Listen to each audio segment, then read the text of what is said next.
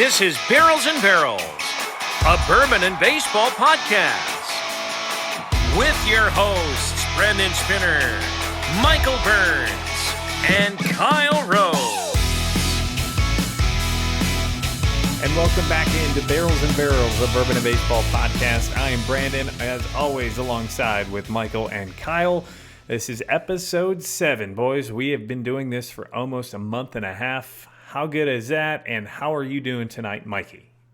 I'm doing all right. Let me start us off here with a joke for you and Kyle here. Oh, boy. Okay. What is the coldest beverage? Coors Light? I don't know. Nothing, Kyle? The coldest beverage is bourbon. Can we restart this? Kyle, how are you tonight? I'm all right, buddy. How are you? I'm doing pretty good. It's Thursday that we are recording, November the 3rd. Currently in the middle of what is Game 5 of the World Series. So we are recording this as Game 5 is going on. Currently 1-1 in the bottom of the second inning. Kyle Schwarber with a game-tying home run. So we may have more updates on that. By the time you listen to this, you should know the final score. But we will be reacting live, similar to how the Aaron Judge deal went. But this is because we can't watch it on MLB TV as easily. Yeah, well, there you go, MLB. But as I mentioned, this is episode 7. We've had a lot of content in between. We had another World Series recap Michael and I did a couple of days ago. So if you haven't listened to that, check that out. We kind of break down games 1 and 2. We're also posting a lot more on Instagram, Facebook, and Twitter. We've live tweeted some games, so if you haven't checked us out there, go check us out.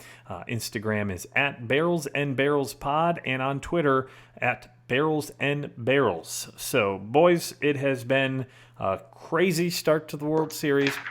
We've had a crazy couple of days in the bourbon world as well. Before we jump into all of that, we're going to go with our bourbon of the week, our bourbon review of the week. And this week we're going with Barrell Vantage. It is a bourbon it's a blend of bourbons. This is coming from Barrell Craft Spirits. So Vantage is a blend of straight bourbons finished in 3 distinct expressions of virgin oak, Mizunara, French, and toasted American oak casks. The result is a warm, elegant bourbon that highlights the many dimensions of the oak. Now, each component whiskey in Vantage is finished separately, focusing on the wood characteristics and special flavor contributions that each cask contributes to the blend. The result is a masterfully blended, perfectly balanced representation of the harmonious synergy between bourbon and barrel. That's a long way of saying this is 3 different types of bourbon finished. So this is blended together from 3 different kinds. These are distilled in Indiana, Tennessee, and Kentucky. So as we've talked about in the past, Kyle, that means they've sourced it from 3 separate places, put them in their regular barrels, and then finish them in a different cask, which ends up being Mizunara, French, and toasted American oak barrels. So Michael, go ahead. Would you call this a bourbon if it was not fit? Was it aged in American oak? But so it's a bourbon. It's a straight bourbon that has then been finished in a separate cask. So it's finished in those 3 separate. And what they're saying in their component here is that each is finished separately. So they'll take their bourbon, they'll blend it after each one has separately been finished. So they have some of it finished in Mizunara, some have finished in French oak, and then some is finished in toasted American oak. So they don't take one, put in the other, take all of that and put it in the other. Right. It's 3 separate blends. I don't know if the Indiana was the Mizunara or what it is, but they take them, they finish them in separate casks, and then they blend it to their perfection. Crafted and bottled in Kentucky. This is a hotter pour at 114.44 proof. This one has been going all over the place on social media. I've heard amazing reviews. Barrell Craft Spirits. This is out of Louisville. Again, this is distilled in 3 separate states. So that's Indiana. I'm assuming that's MGP, Tennessee, There's a couple that you could pull from, and Kentucky, there's a couple that they could be pulling from. My guess would be Bardstown, but it's really hard to guess from there. Right. But you're supposed to be able to go on. I was gonna move into the wood. If you knew what the Mezzanera, is how you say it? Yeah. What the Mezzanera. What was so special about it being in this bourbon? The Mezzanera trees, I guess you would call it, is native to Japan. And so what makes it so unique is Mezzanera bases and branches are slimmer and twisted. And so that gives it a more complex cellular structure, which then gives you more, the bourbon touches the cellular structure more, touches the wood more. It's more expensive because because it's twisted, you can't get as many long straight planks from it. And then it also it needs 3 years of drying time before it can be made into a cask. So this Mezzanera, casks are not cheap. Not cheap, so and you're really unique. You're gonna have to import it too because it's from Japan. So that's something different, along with the French oak and the American oak. French oak is, I believe, what they have Penelope finished in. Penelope uses that, as well as French oak's really coming around. Yeah, the bourbon, the Blue Note Crossroads. So that I'm assuming we're going to potentially have some similar profiles if you can pull some of the French oak out of this. Have you cracked you've already poured yours, Mike? I got it in the glass. I'm sniffing. You have the bottle for the pop. I've got the screw top that you sent me. So Michael's got a sample. I've got the bottle that Barrel Craft Spirits so kindly sent over. So a big thank you to them. Yes, thank you. Have you? I just saw you sniffing it, Michael. I'm sitting here sniffing it. Yeah. What are your first impressions and thoughts? I get on the nose right away. It's light. I get a little bit maple syrupy, syrupy on the nose. But then in the finish of it, I start to get like a coconut oil or like a nutmeg on the finish. I was going to say I definitely got nutmeg and like the baking spices part of it and some maple up front. I've been pulling a lot of cherry lately. I smell oak. On the nose? No, lately. I don't get that out of this, but that has been like the most recent pours that I've had. I've been pulling cherry out a lot, and this one it hasn't been that way. I can get a little bit. You are getting your palate back, after sober October. Which we'll break down here in a little bit. But I've got a little bit of a nutmeg. There's some coconut oil, as you mentioned. It's a good nose. Did you take a sip yet? I haven't taken a sip yet. You ready? Mm-hmm. Get that Kentucky chew. Oh, that's good. That is very good. What do you get right away? There's a little bit of espresso. I got that. The first thing I notice is it's got an oily feel. We've talked about viscosity the last couple of weeks. Some of them are more of a thin, watery feel. This has more of that oily texture to me, where it coats the mouth, the palate, and it leaves a slight burn. The finish is fantastic. I do get some of that nutmeg through the pour. Yeah, I'm pulling a lot espresso on it. The coffee, I feel like it's kind of dulls it out a little bit because that hangs around so much. Well, second sip, like I mentioned it, I get a lot more of that Blue Note Crossroads feel. The French pull of that oak. There's some oak in that for sure. It's obviously finished in the French and the American oak barrels, but I've got a lot of that. And then the finish itself is a longer finish, but it's not terrible. There's a little bit of pepperiness to it. I have a little bit of pepper, but it's nothing fantastic. Burning. Yeah, it's nothing burning. No, not at all. I didn't get as much maple as I thought I would from the smell, but there's definitely some of that in the nose. I'd really say that this has, I would say, like a Buffalo Trace Eagle. The Buffalo Trace mash bill is sweeter. You get that sweet finish, and this is kind of like a Buffalo Trace mash bill, I feel, but without that sweetness. There's no sweetness to it. It's not sweet. No, I don't get No. that at all. But I know you're not a sweet fan usually. What is your thoughts right away on this? Like, if you had to rate it, or I love the first sip. I love when it first hits your tongue and you do the chew. I wish the finish had something else. I feel like the nutmeg or the espresso feel I'm getting, like as that spice on the tongue finishes, I'm not getting anything after.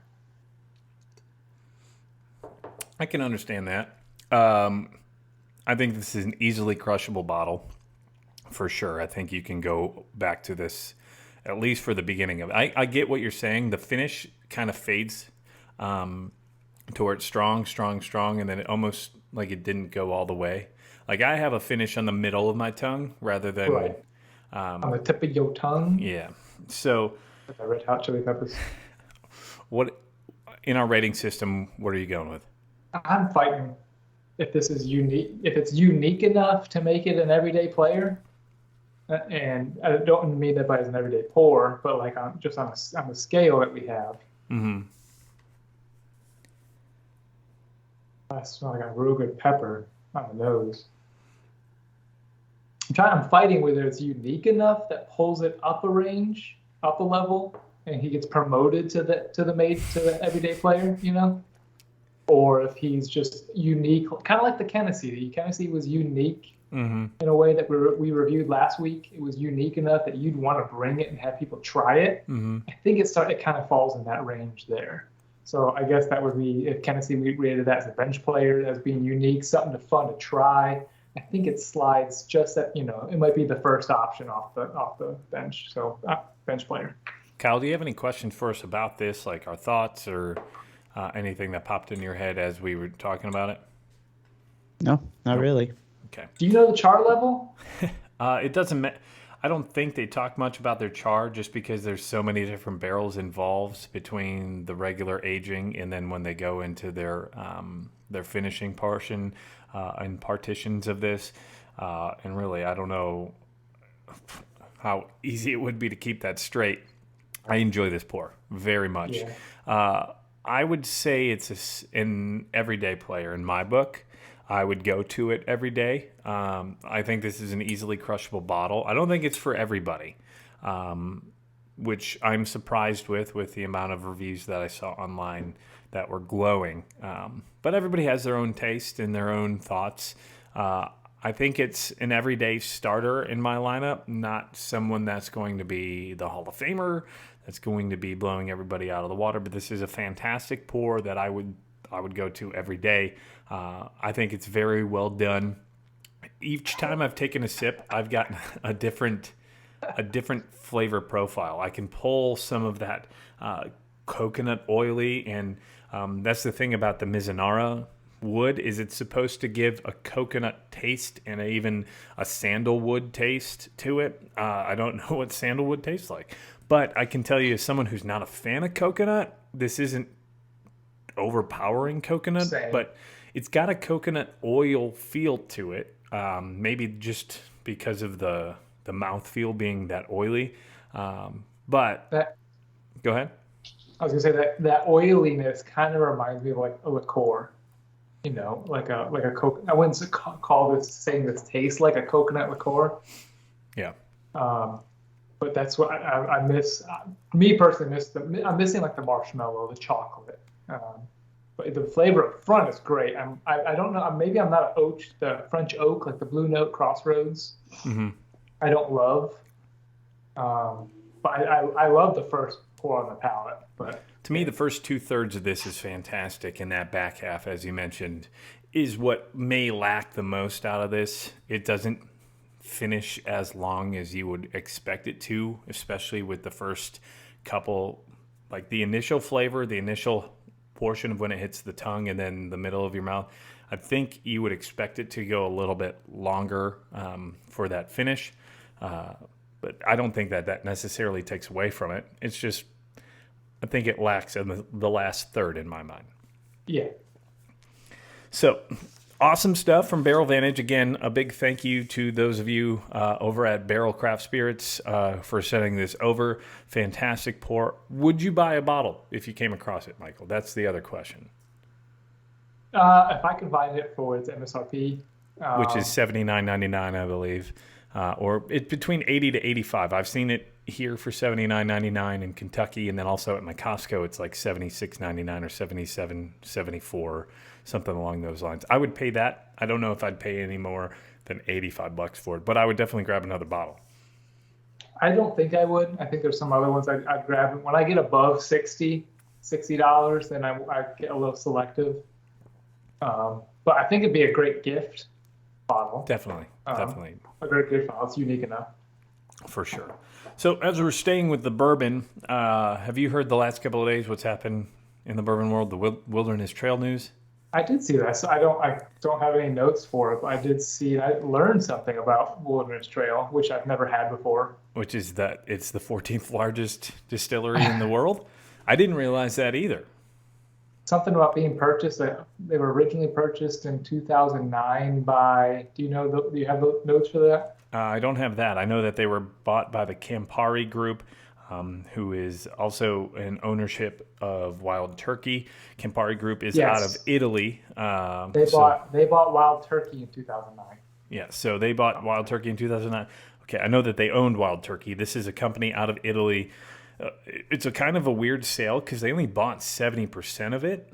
They're paying $600 million for the entire distillery.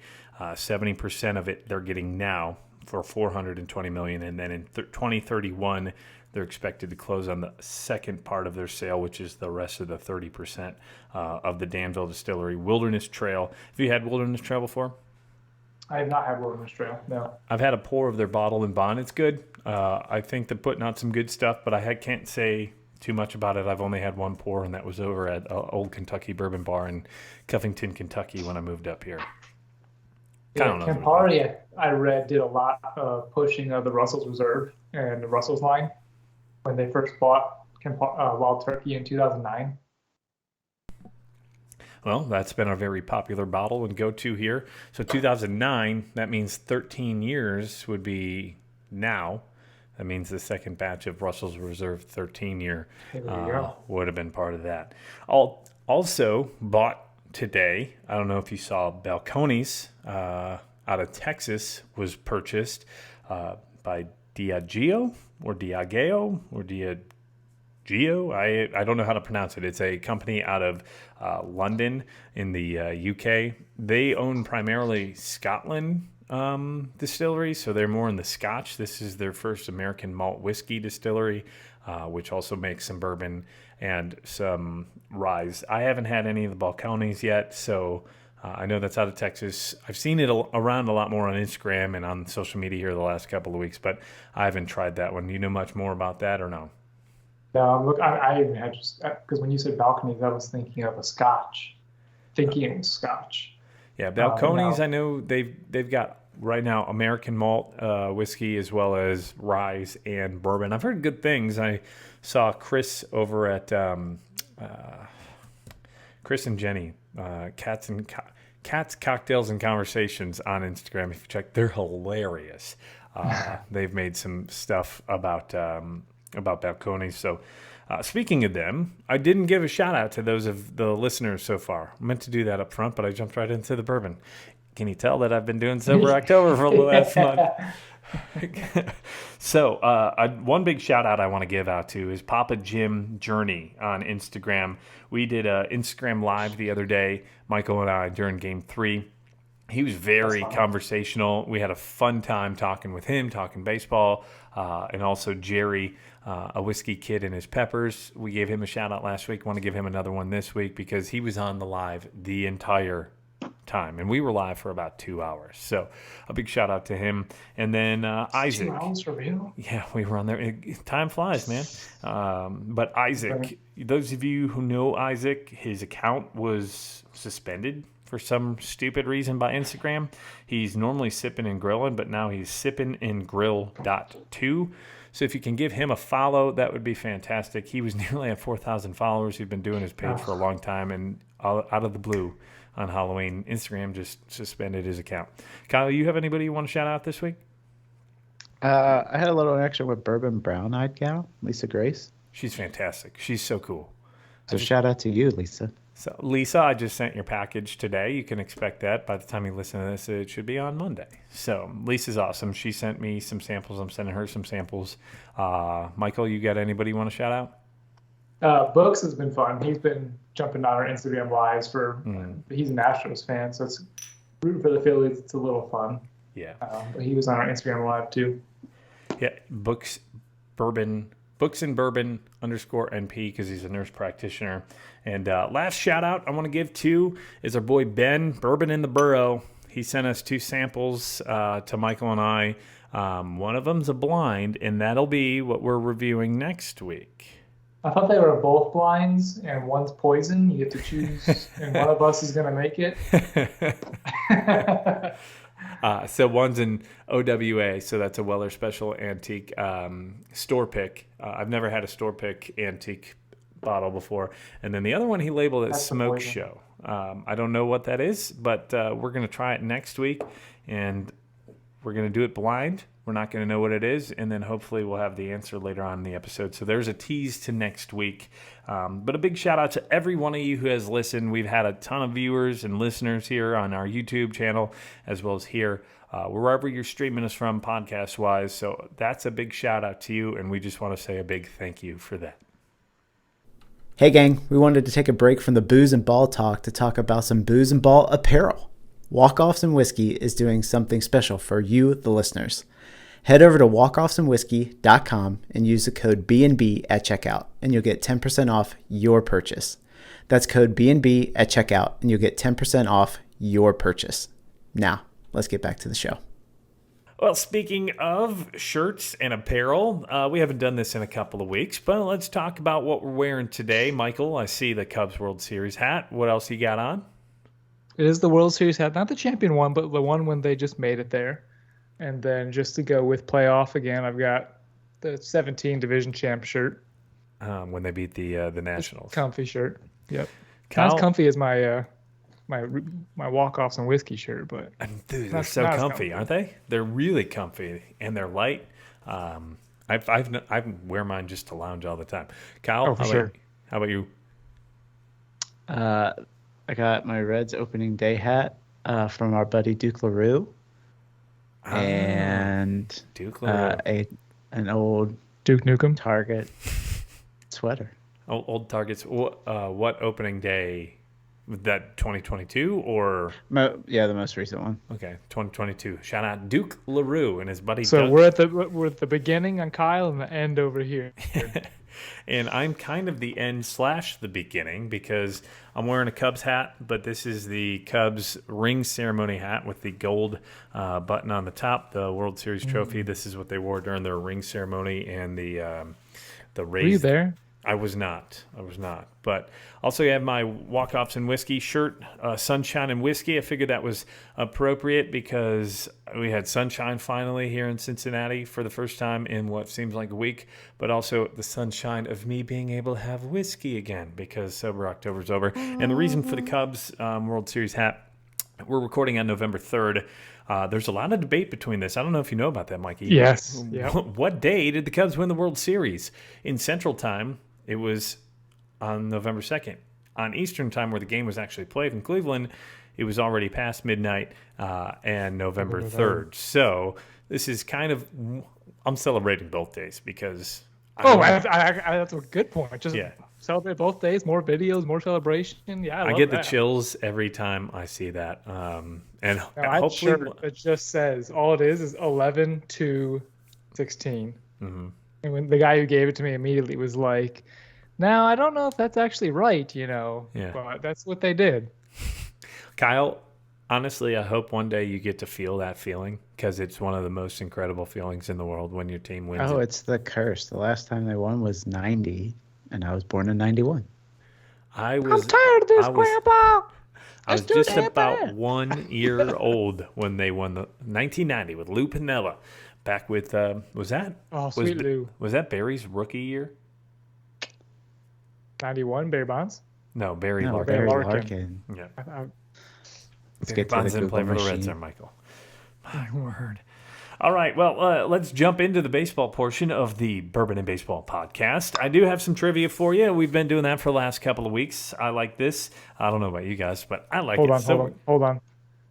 Google. All right, so okay. The first one. So who was the first Astro to ever hit a home run in the World Series? Who was the first Astro? 2. Kyle, guess. I was too busy looking up Larkin's rookie year. What was When did the question? Astros come around? A long time ago because Nolan Ryan was on the Astros back in the 80s, maybe the 70s. I don't know the exact year. So what was Question? Yeah, Don't ask. No Googling. I'm Okay. not. My hands are right here. Okay. So the question again is, who is the first ever Astro to hit a home run in the World Series? Me. That is wrong. The Astros, it looks like they've been around since 1962. Well, they were the Colt 45s back in 1962. The Astros, as the Astros, was 1965. But as a franchise, 1962. I don't know that I could name. So I don't even know when the first time they went to the World Series was. The oldest Astro. I mean, the Killer Bees come to mind for me, but that was in the 2000s. So that's way too late. But just because it's a trivia question, it's tricky. Let's go with Lance Berkman. Lance Berkman. That's a good guess. It was 2005 because it was the first time that they won a pennant. That was the 2005 My finger's World. stuck in my dugout mug. Did you finger your dugout mug? This is back-to-back weeks of dugout mug fingering. So mine got stuck. Okay, you gotta use lube, man. That's why I put bourbon in it, man. Back-to-back weeks. So again, Kyle, we've got a cut. 2005. About 25 minutes into the podcast, once again, we had a sticking our fingers in an orifice issue. So 2005, Mike Lamb hit the first home run. It was in Game 1. So Mike Lamb is the answer on that one. I said I had a different trivia question. This one you might be able to get as well. But the Astros just took the lead. They just took the lead 2-1 or... Yep, 2-1. And that is top of the 4th, I'm assuming? Yes. Top of the 4th. So currently 2-1 Astros lead. As we're watching, it's currently 9:21 Eastern time on November the 3rd. Jeremy Pena, solo home run. Oh, he's had some big home runs in the playoffs here versus the Mariners. He had another one versus the Yankees. All of those were clinching games. This won't be a clinching game, but I think whoever wins Game 5 is in the driver's seat. But we'll get to that here in a second. Second trivia question. Who was the last catcher to hit a home run in the World Series in extra innings? Michael, you're the first on this one. In extra innings. So this is a playoff of JT Realmuto hitting a home run in Game 1 to give the Phillies the lead in the 10th inning. Do you know who the last catcher to do that was? In the World Series? In the World Series. It's not JT? It's not JT. I'm just... first person that pops in my mind, just because of who... I think you're the Cubs fan. I want to say David Ross. Okay. I don't think that's right. Kyle? I think I saw that JT is the only, but I could be wrong. He's not the only. Good guess on David Ross. His home run was in the 5th inning, I believe. Or no, was it the 6th inning off of... Well, see, my guess then, he wasn't necessarily even just the Cubs. It could have been when he was with the Red Sox. It was with the Red Sox in 2013. It was one of the most iconic home runs that you'll know this right away. Carlton Fisk back in 1975. It's the Go fair, go fair, go Oh, fair. really? Yep. Back in 1975, it was a walk-off home run back then. So that was the last one, and that jumps us right into game one. Mikey and I, we recapped this in our previous podcast. So if you want more of a breakdown of games 1 and 2, there you can find a lot more information about those games. But I do want to touch on a couple of things in the first 2 games, and then we'll recap games 3 and 4. In game 1, JT Realmuto does hit that home run to give the Phillies that win on the road, to steal home field advantage back. But there was a couple of other things that went on in that game. What a game. That was my favorite first off. game so far. Yeah, so Game far. 1's my favorite game so far. And that was the one you saw the most of, right, Kyle? Yeah. Game 1. Man of many words. Yes. Have you guys ever seen the movie Major League? Major League with Charlie Sheen and all that. It's when Bob Uecker passes out and Monty, he's like, "You take it away, Monty. I'm in the bag." Line drive, caught. That is Kyle. That broadcasting school's really paid off. Yeah. And we don't all have it, Brandon, okay? So, on top of that, something that happened in the game, Aledmys Diaz, the hit by pitch, I want to say hats off to that umpire for making the correct call. Yes, thank you. Because it was blatant. Very As blatant as it gets. But sometimes umpires don't make that call, especially in one of the biggest moments that was there in the bottom of the 10th. Runners on first and second, I believe, and 2 outs because I think Diaz struck out to end the game from Robertson or whatever it was. He made the last out. But I do want to give big kudos to the umpire for making that call. What do you think about it in general, Kyle? I didn't get to see it live. So getting to watch that recap, just those extra innings. Yeah, it was the correct call to make. Totally leaned into it. When I saw the playback, I thought he was going to let him go. But he's like, no. You leaned into it. You hear him go, you leaned into it. Mm-hmm. And as much as I despise the Astros and want to see them not win the World Series, I was just glad to see great umping. Yeah. But even in that moment, what did him getting hit do besides get somebody else up? The winning run was already on. Well, it puts the tying run in scoring like 90 feet away. So was it not second and third already? Because I thought it was a pass ball. Bregman. Oh, it may have been. Got the hit. Bregman got the double. Jordan walked, I think, and then it was a pass ball. It was a pass ball. And so second and third. Or was the pass ball after the hit by pitch? Because I thought it was a 2-0 count, and they called it ball 3. And him getting hit. Yeah. Was ball 3. I guess it would have happened before. Second and third. Yeah, I think it was. So what did that do for? Besides, you just didn't want to be in the. You didn't want to have that moment to get the hit. Well, I mean, come on, man. I think just for him getting runners on base, right? That's what they always say is just get on base. So any way to get on base, and think about it, a pitcher with runners on second and third, I don't know how much more pressure there is with bases loaded, but still there's nowhere to put the next guy. If you think about it. Like that means he definitely puts pressure, but a base knock, he didn't want to be the guy. I don't know. So Bregman doubled, Tucker struck out, Yuli walked, Diaz hit for Trey Mancini, and then a wild pitch, and then he grounded out the third to end the game. That's what it was. So now, what about that? Why did they take Mancini out for Diaz? Because he's had a terrible postseason. Trey was 0 for 4 with 2 strikeouts in that moment, and he had left 3 runners on base. He did not have a hit in the playoffs. Diaz has 1. He was 1 for, I think, 18 at that point.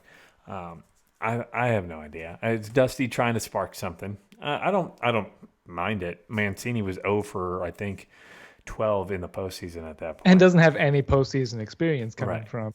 Well, Aledmys Diaz only has a couple games with the Cardinals that he had a couple years ago, I believe. So there's not a whole lot of experience that. But out of that game also was kind of a, what the hell did he say? Like Tom Verducci does a thing in game 2 about Martin Maldonado. using an illegal bat in game one. What did you think of that? And like, what was your first impression? I know you said, what are you talking about the bat thing, Brandon? Michael, when I asked you the other day. Yeah, because the first article I saw about it was about Pujols. Pujols has been using an illegal bat. What? And so when you first read it, it's illegal because it was a bigger barrel, right? Mm-hmm. Yeah. And Kyle? so, I mean, that gives it a little bit. That gives it a little edge. Yeah, a little bit of an edge. Kyle? I didn't really look into this one, but I did see articles talking about him using a Pujols illegal bat.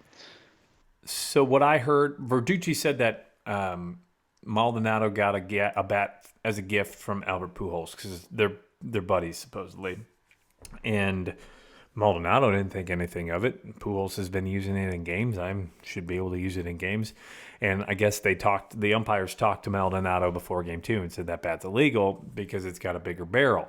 In 2010, MLB made some new rule that the bats were illegal. But they grandfathered. It was safety reasons. Apparently, those bats in particular were breaking more easily. Okay. And so something they switched over. Mm-hmm. But they said that if you were using it at the time, you were grandfathered into it. Well, we're 13 years later now, or 13 seasons later, because 2010 included within 2022. There's not many people left. I think, what is it, Miggy and Albert are some of the only two who would still be swinging that.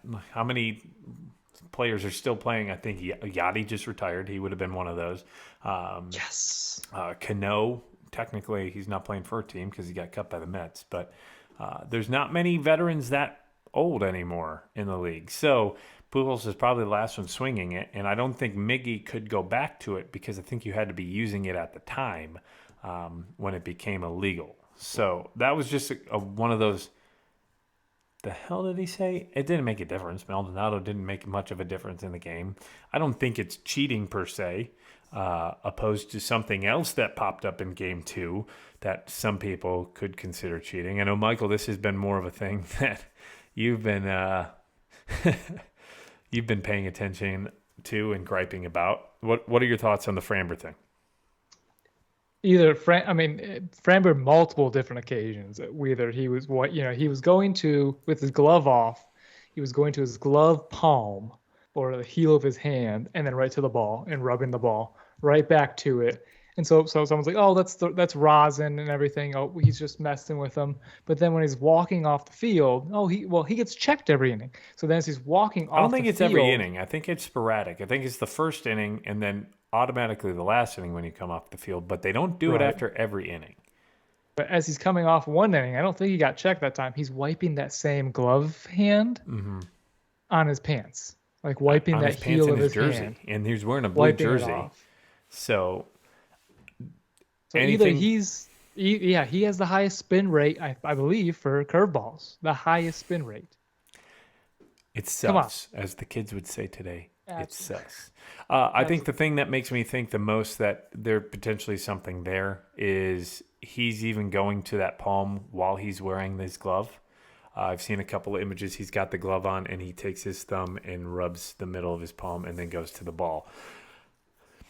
I mean, that's just like pitchers aren't allowed to go from your mouth straight to the ball. You have to wipe. If you're on the mound. If you're on the mound. If you're off the mound, you can go straight to the ball, but you can't do it on the mound. So, I mean, it's tough. It's tough. It's not a good look. I don't know. There's the theory that, hey, maybe he just wants to get into their head and mess with them, and that's why he's doing it. But it's not a good look coming from an Astros team that people are still not over. I think that's the biggest thing right there is it's the Astros. What are your thoughts, Kyle? Like, does that... Cheaters gonna cheat. Dynamite dropping, Kyle. So going from that into game 2, and speaking of cheating, did you see what Castellanos did at the end of game 1? That was game 2, by the way, for Framber. Yeah, but did you see what Castellanos did in game 1? I'm going back to game 1. Showed his nips. Did you see that, Mikey? I did. I thought it was a freeze frame. I didn't know he was actually doing it maybe like that. I thought it was just they him won just the taking game and he went off like this to say we did it without wearing a wire. But There was another thing out of game 2, very impressive. Framber pitched very well. Let's go, Pat. Yeah. Go ahead. Take it away, Kyle. Oh, no, this is your show. No. It's not my show. This is our show, pal. But I know this is something that you liked and wanted to talk about. Just shout out to Pat Hoberg for umping a perfect game. 100% strikes, 100% balls. Kudos to you. Has that ever happened? Has it ever happened in playoffs or in regular season? Has an umpire ever had a scorecard that good? 100%. He got every call correct. Pat Hoberg. That is unbelievable. Unbelievable. He's fantastic. I mean, hats off to him. That's incredible. And tonight, I believe he's playing third base. Put him behind the plate. Dude's a god. So is he playing? We should third sell base? Glasses that are has Pat Vision. Pat Vision. Pat Vision. In 2020. He doesn't have we don't have perfect vision. We have Hoberg vision, right? Mm-hmm. But hats off. We get on umps when they make a bad call, but we don't necessarily give them enough praise when they get it right. Exactly. We don't give them the tip of the cap. We don't give them the pat on the back. I mean, hell, I think if you're 92% or even 90%, you're considered really good. 100%. He didn't miss a single one? Not a single pitch. How many pitches were in that game? I don't know off the top of my head, but I got you. Hold on. There had to be a lot. 250 at least. That would be my guess. Just off the top of my head, do you think each starter probably throws close to 100? Just insane stuff there. So a big shout out to Pat Hoberg. Excuse me. Let's take a look. Box score: Wheeler threw 69, Bellotti 11. So there's 80, 14 for Brogdon, and then Brad Hand 12. So 14, 12. We're doing quick 26. So that is 106 right there for the Astros. We had Framber on the mound. Framber threw 104, so that's 210 plus 33 is 243, and Presley threw 18, so 261 pitches he got.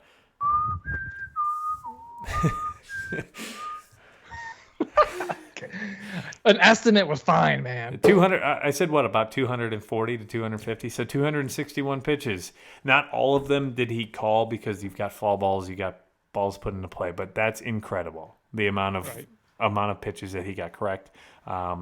History right there. You saw history here's game the funny 2 thing. and game 4. There you go. Yeah, and here's the funny thing. I saw a bunch of people complaining and bitching on Twitter. This strike zone is terrible. Mm-hmm. Of and course. then it was one of those like a perfect game. Yeah, a perfect game. Like he called it perfectly. Speaking of perfect game, I'm jumping from game 2 to 4 here real quick. Whoa. No. Yeah, we're doing things. You said weird. perfect. You said perfect though. Let me do my thing here, Mikey. Because speaking of perfect game, we almost saw a perfect game if it wasn't for 3 walks. Here in the business, Mikey, we call that a tease in a transition. A no-hitter in game 4 from the Astros. It was a combined no-hitter. It's the first ever combined no-hitter in playoff history. Did you watch the whole game, Mike, last night? I did not see the beginning. Of course, I missed the Bohm home run. Was it the Bohm home run? Well, he couldn't hit a home run if they got no hit. What did I miss last night that you were trying to get? Was it? No, I got you in game 3 when we went Instagram Live. Man. It was the Bohm and the Marsh home run. Long week, man. So game 4, which was last night, November 2nd, no-hitter by the Astros pitching staff. Christian Javier went 6 no-hit innings, and then it was followed up by Abreu, Montero, and then Presley to close it out. It was the second combined no-hitter this year by the Astros pitching staff, which is kind of funny because both games were started by Javier and both games were finished by Presley. The last one was done in June versus the Yankees. Impressive stuff. History. And this is what I love about baseball. This is what I posted on my meteorologist page earlier this morning this is why I love watching the game, because every time you take the field, in 150 plus years of baseball, each game shows you something that you may never have seen before. Yep. Mm-hmm.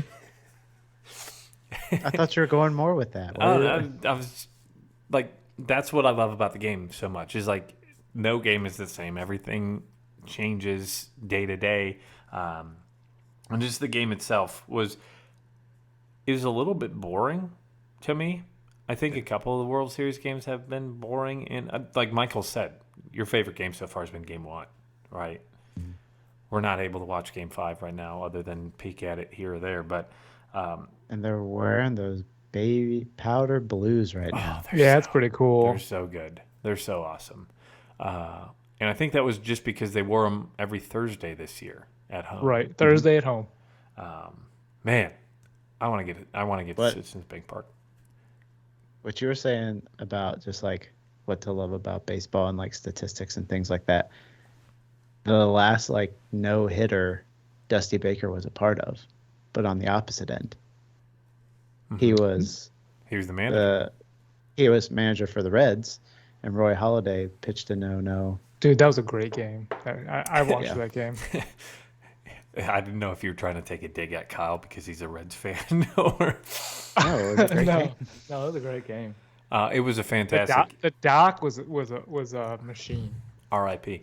But that was an incredible postseason game. What I find is incredible out of all this, not only was Dusty a part of that, but there have been 3 no-hitters in postseason history.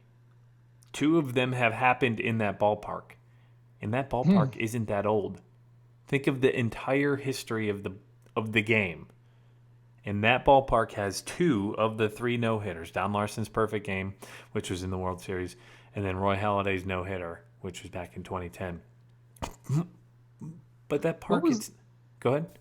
What was the stat about from Game 1, Dusty Baker was part of both of them? The last time it happened was 2002. And Baker, do you know what stat I'm talking about? No, it would have been when he was managing the Giants. So 20 years ago, 21 seasons ago, 20 years ago. I remember them talking about that. What was that? I don't remember what it was, though. That was a pretty cool stat. 20 years difference. And Dusty was in both of them. Was it extra innings? Was it something about extra innings?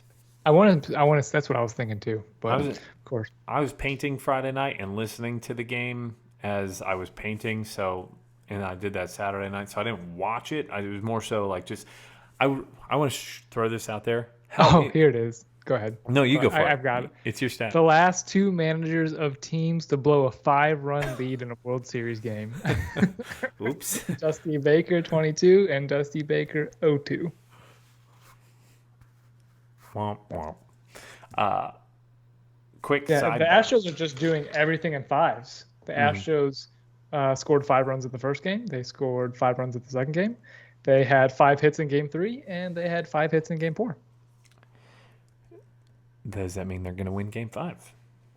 If they score 5 runs. well, they lost Game 1 by scoring 5 runs. Yeah. But the pitchers had 5 walks in Game 1. They had 15 strikeouts plus walks the pitching did in Game 2. That's all. Currently top of the 5th. Currently on the top of the... Well, that's when they scored all the runs yesterday, was in the top of the 5th, and they scored 5. One big shout-out I want to give out is John Smoltz. Man, I love John Smoltz. Joe Davis and him, I think, make a fantastic broadcast team. But John Smoltz called in Game 1. He jumps in and he says, right before Harper hits, he's got to be looking for something off speed. And, of course, curveball or off speed, and Harper puts the Phillies up 2-0 with one swing of the bat. Incredible stuff there. Game 3 was rocking. That ballpark was incredible. That made me think of 2015, the first playoff game of the Cubs-Cardinals at Wrigley Field, where the Cubs hit 6 home runs. If you're a fan of that team, whoever's doing the home runs, that is such a fun game to be at. Ball's constantly leaving the stands. Yes. I want to see so-and-so hit the home run. Oh, cool. That's cool, but I really want to see so-and-so hit the home run. Those are fun games for your team. So Harper goes yard, and then the next inning, Bohm goes yard. And the crazy thing about that is on the broadcast right away, you could see Harper screaming at Alex Bohm in the bottom of the first, going, "Bohmer, Bohmer, Bohmer, come here." And you see them have a conversation, and then the next inning he leads up the top. I just took a huge dump in the stall in the locker room. Don't use it when you go back.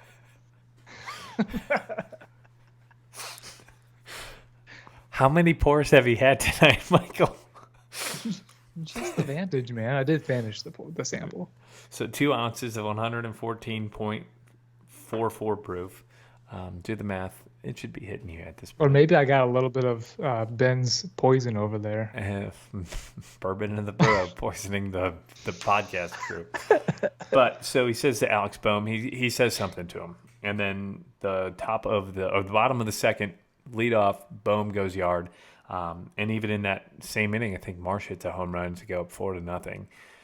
They won't give it out what they said, but I'm guaranteeing McCullers was tipping pitches. I saw a video that his legs were different. His front leg was different. Well, did you see where his front leg was in a different position as well, depending on the pitch out of the stretch? So I think that was a key that he was looking for, but I don't know if it was out of the stretch that really gave the sign to Boehm because he led the inning off. He didn't have a runner on, but whatever it was. Well, does McCullers do a windup? Because a lot of pitchers don't do windups anymore. I think he does a windup.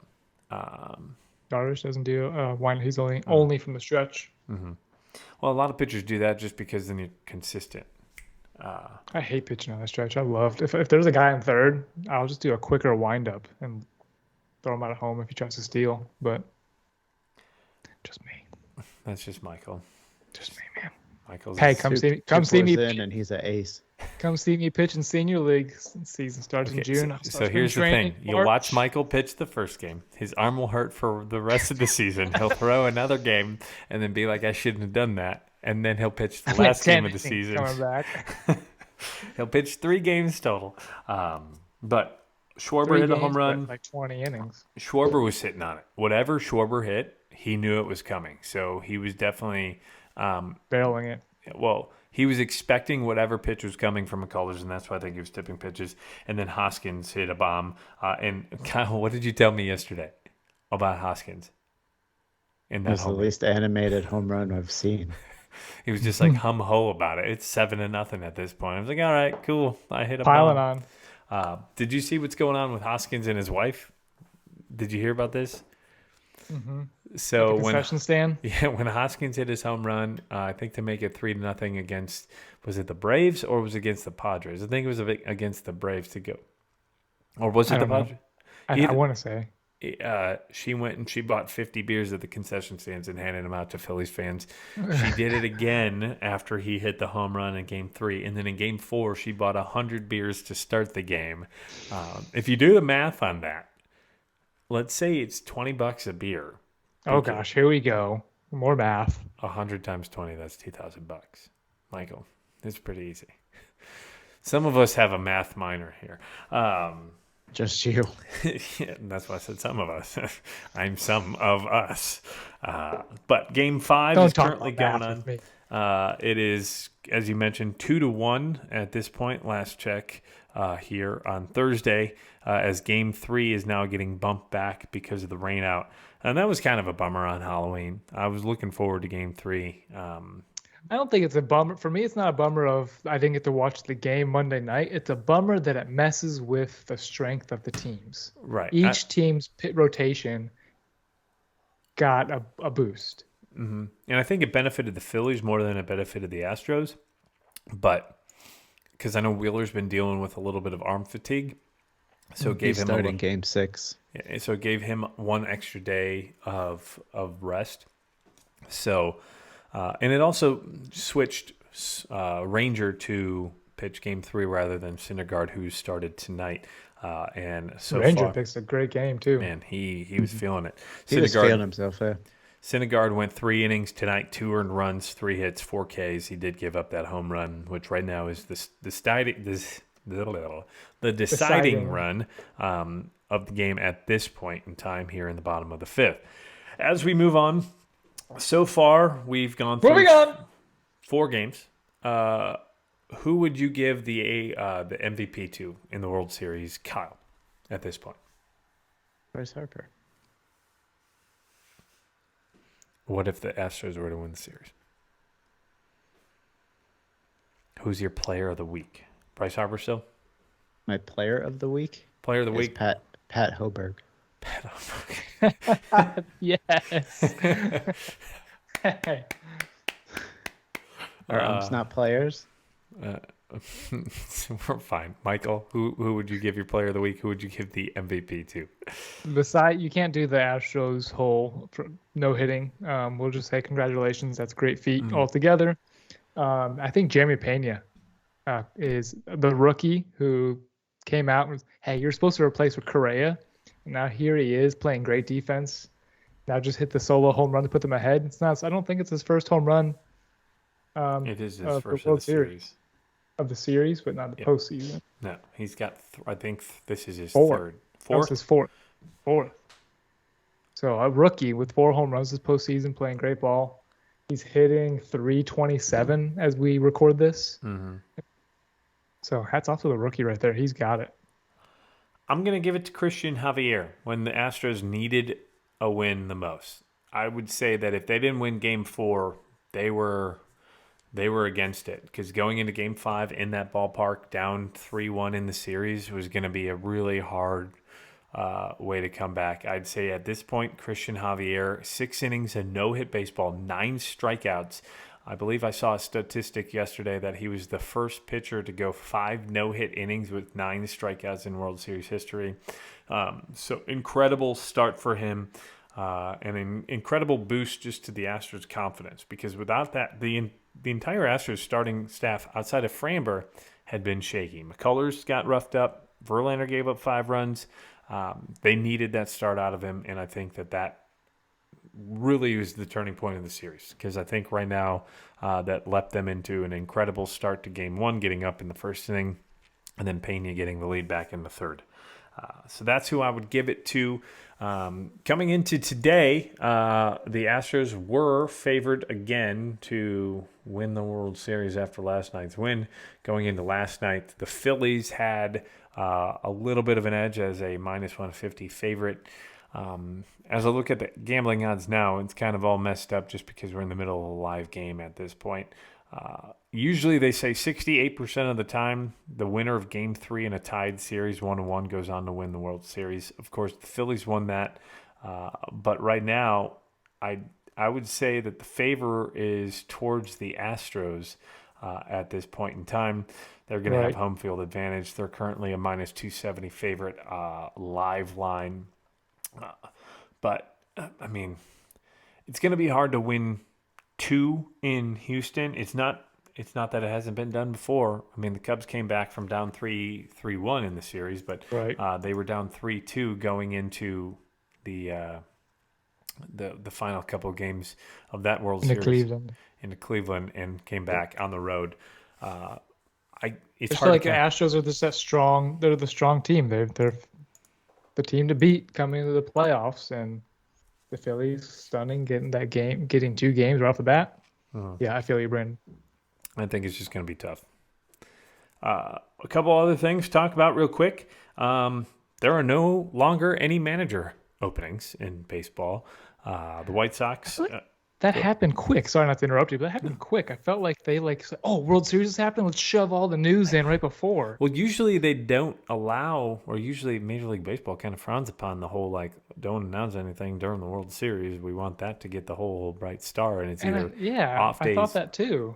Yeah, I thought maybe you could do it after the World Series to get attention to your team after. Mm-hmm. I don't know. Whatever. Go ahead, Brandon. Sorry. Well, and some of them kind of flew under the radar too, right? Like the Angels renewing Phil Nevin on the final day of the year. The Phillies did they extended Rob Thompson, but Toronto's kind of just saying, hey, we'll bring John Schneider back for next year. Bruce Bochy was really the first big name to go through for the Rangers. And then Skip Schumacher last week signed with the Marlins. And then the last couple of days we've had Pedro Greifel. I still haven't heard a proper way to pronounce his name. He signs with the White Sox as their manager. He coming from the Royals as their bench coach. He was part of this team that won the World Series in 2015. How old is he? I don't think he's terribly old. I think the big thing with that is he had been he's a Cuban American, so he can really relate to the White Sox Cuban players because they've got a big depth of Cuban players on And the. La Russa couldn't communicate with anybody. Well, LaRussa actually could speak Spanish. It's just LaRussa was 71 years old and he hadn't managed in 10 years. Greifel's only 52, so he's still relatively young when it comes to managing. He'd been with the Royals for a long time. He's had almost every job you can imagine. He's been a coach with the Royals since 2013, but he's coached as a hitting coach, supervisor for hitting is the entire organization. He's been the bench coach. He's been a third base coach. So he's done every job, and supposedly he was a pretty good interview. So he's the White Sox 42nd manager. And then in Kansas City, who also tried to hire Pedro but didn't. They went with Matt Quatraro, who is the bench coach from Tampa Bay. Very analytically driven baseball team. And I believe Pedro Greifel is actually bringing Charlie Montoyo, who came from Tampa, coached in Toronto as a manager, who was fired by the Blue Jays. And then now he's going to be the bench coach for the White Sox. So a lot of changes here or there. They announced it today on Thursday that Matt Quatraro. Some first-timers. Yeah, so you're going to have 1, 2. I'm going to consider Phil Nevin a first-timer there as well. Schumacher? And Skip Schumacher. And I think John Schneider, this was his first job with the Blue Jays. So a lot of first-time managers, that's the way that it's going nowadays. I would have laughed. I was asking Pedro's age for the White Sox. I would have laughed if they would have hired La Russa, the old guy, and then they would have hired the youngest manager in baseball history and just totally flipped the script. I would have laughed. I think wasn't that Jace Tingler or whoever the Padres hired a couple of years ago? I had never heard of him. He was very young. No. I think he was 37 or 38. But that's what's going on outside of that. Free agency will kick off a couple of days after the regular season, or not the regular season, but the World Series ends. Finally, we're turning to Sober October. Kyle, it is officially over. Michael muted his mic and slapped that pretty hard. How you feel about Sober October? Tell us your final results. What are you proud about, or how did you think it went? Here comes Kyle. It was good. It was good. Down 5 pounds total. Congrats, my man. Thanks, man. Did you gain it back already by November 3rd? I haven't weighed myself, but I am back on the sugar. Yeah.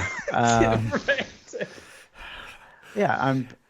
Is that a street name for something? No. Got any Reese's. more of that? Got any more of that sugar? Y'all got any more of that sugar? Yeah, it was cool to have to fight for something. I mean, I don't know if you all know my story, but I was almost 300 pounds a long time ago, and I lost 80, 90 over a few years, and I put some back on being a dad. But Dad bod. Yeah, it was nice Your name is Michael. kind of get back in that mindset, and I kind of want to finish it out for the rest of the year. I'm currently listening to the Joe Rogan Sober October, and they're saying the same thing. It's not over. I want to do something now to continue the momentum for the rest of the year.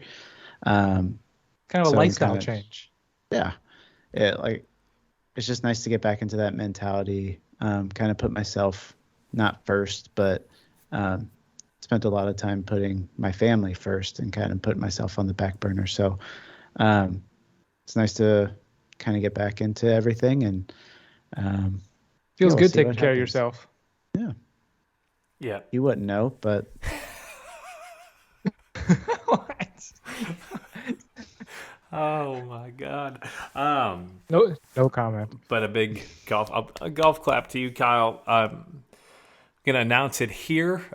So we were challenged by our friends over at Reaching for the Bars. They challenged us, Dusty, Mabry, Caleb, and to Andrew, Chad and Trey. to Chad and Trey. They challenged us to this, and the big challenge was between Kyle and Andrew. And I am proud to say that Kyle kicked some ass and had 101 points To put it in perspective, I had 44. So Kyle doubled my total.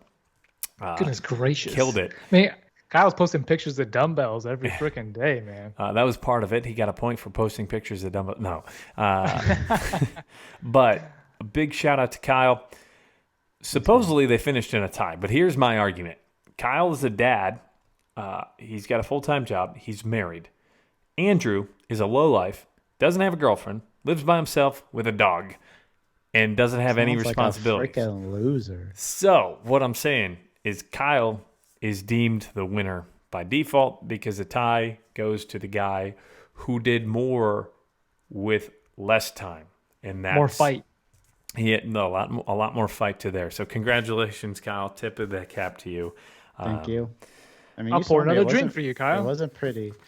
There were days where you would see me and I was very not happy, but we You're did very it. not happy, but you did it. 3,100 And you did it. push-ups, 6,200 air squats, more than half of your body weight in water in ounces every day for 31 days. Just a fantastic, just kind of reset almost. I lost 10.2 pounds during the process. I'm actually still doing some push-ups and squats every day. Not doing the guaranteed 100 and 200, but the definition of my legs is back, the strength, the conditioning. It's not something I want to go away, but I'm definitely going to be drinking a lot more. I'm on day 3 in a row of drinking, and that's good to be back. But I'm going to try to carry this momentum here over the next couple of weeks as well. Just some lifestyle changes, watching a little more about what I'm eating. And overall, it was a fantastic experience. Will I do the whole Sober October thing again? Nope. But I'm going to try to implement more of this. I tried learning French. I'm going to continue to try to learn more and more French. Oui. Oui. Oh, bonjour. Je suis Brandon.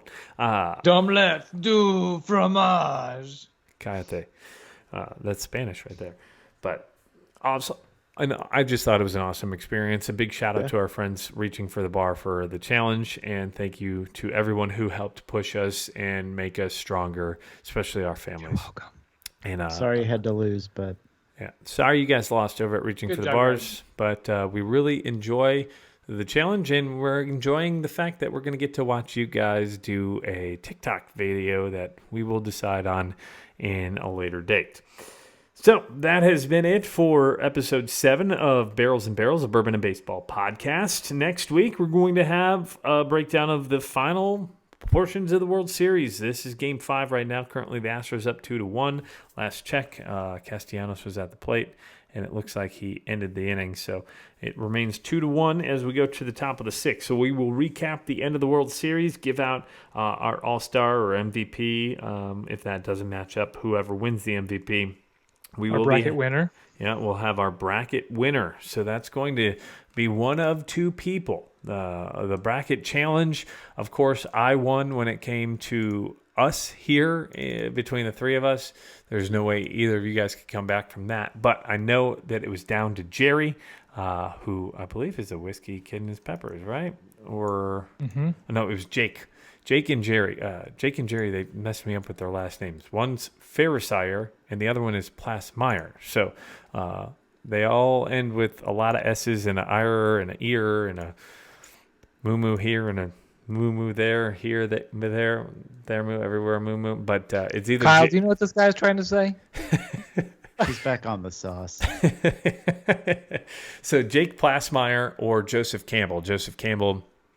Jake Campbell on Instagram, part of the Bourbon Thieves, but also Jake Plasmeyer. If the Astros win, Jake will win. If the Astros lose, Joseph will win. So we'll have the winner of that next week. Also, a breakdown of another bourbon. I think we're going to go with Jepson's, but we'll break it down, and we'll have some more videos online throughout the next couple of days. So look out for those as we get going, as we go through the weekend. Also on Instagram. Speaking of Instagram, Michael, how can our viewers and listeners find you?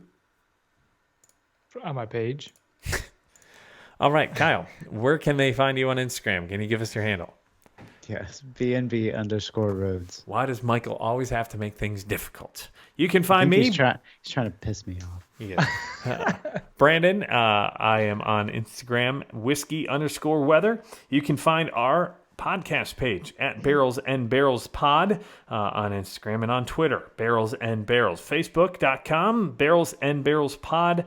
As well as you can stream us on YouTube. We put some extra special content out there as well.